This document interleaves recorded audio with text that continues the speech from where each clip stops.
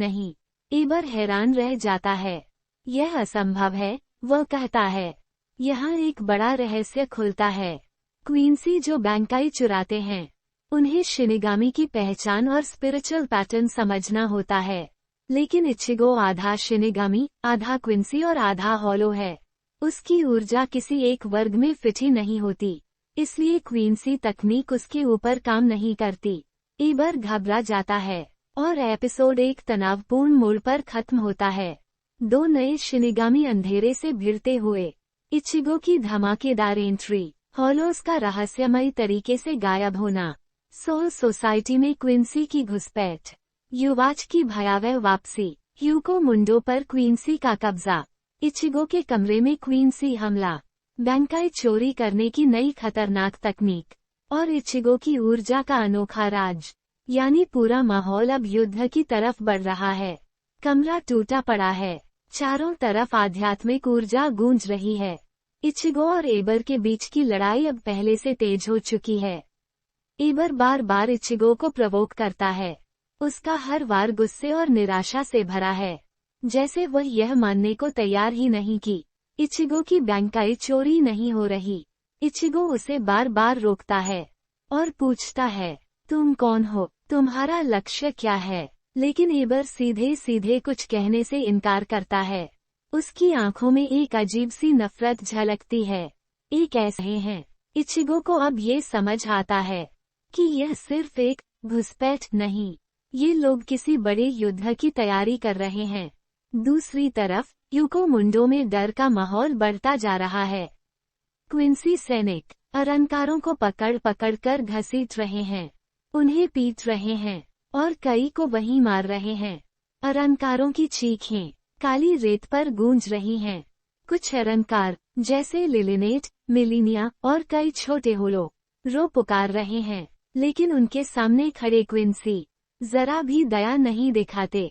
Quincy सैनिकों को ना किसी मासूम की परवाह है, ना किसी बच्चे की। उनके लिए हर होलो दुश्मन है, हर अरनकार लक्ष्य है। इस भयानक दहशत के बीच एक साया धीरे इतनी भारी है कि सीन खुद कांपता महसूस होता है। उसके पीछे उसके सबसे शक्तिशाली स्टिनरिटर सैनिक खड़े हैं।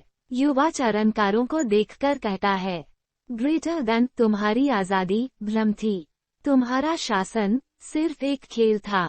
जो मजबूत है वह जीता है, और इस बार विजेता हम हैं। क्वींसी सैनिक उसके इशारे पर दर्जनों अरनकारों को मार देते हैं। कुछ दृश्य दिखाता है कि ह्यूको मुंडो अब क्वींसी का नया युद्ध क्षेत्र है। सोल सोसाइटी में तनाव अपने चरम पर है।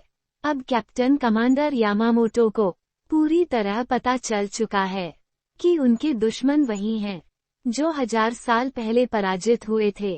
क्वींसी फिर लौट आए हैं। कमांडर सारे कैप्टन्स को तुरंत संदेश भेजते हैं, सभी डिवीजन हाई अलर्ट पर, सभी सेक्टरों की सुरक्षा बढ़ाई जाए, सभी कैप्टन अपनी बैंकाई तैयार रखें।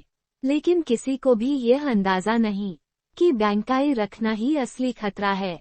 सब कैप्टन सोच रहे हैं कि बैंकाई उनकी सबसे बड़ी ताकत होगी, लेकिन वास्तविकता इसके विपरीत है। हृदय पर दर्द है, क्योंकि वह जानता है कि इचिगो शिनिगामी पक्ष से है और वह खुद क्वींसी है। वह दो दुनियाओं के बीच फंसा हुआ है। एक बहुत बड़े इमोशनल कॉन्फ्लिक्ट का संकेत यहीं से मिलता है। सोल सोसाइटी में सभी कैप्टन मीटिंग करते हैं। तोशिरो हित्सुगाया, सोईफोन, क्योरेकु शुनसुई, उनोहाना, सबके चेहरे गंभीर हैं। कुरोत्सुची समझाते हैं कि ग्रेटर देन ये युद्ध सामान्य नहीं है। क्वींसी अब होलोस को अब्सॉर्ब नहीं कर रहे, वे पूरी तरह मिटा रहे हैं। अगर ऐसा चलता रहा तो पूरी स्पिरिचुअल बैलेंस टूट जाएगी कि वे हमें नष्ट कर देंगे। तभी अचानक पूरा कराकुरा टाउन हिल जाता है। हवा तेज हो जाती है, आसमान में काली दरारें खुलने लगती हैं। सोल सोसाइटी में वार्निंग बेल्स बजने लगती हैं। सारे कैप्टन अपनी पोजीशन पर दौड़ते हैं और ह्यूको मुंडो में क्वींसी सेना एकत्रित हो जाती है। दिल दहला देने वाले क्षण पर एपिसोड 1 समाप्त हो जाता है। इचिगो वीएस एबर की लंबी लड़ाई। बैंकाई चोरी की असली सच्चाई, युवाच की शक्ति और दर्शन।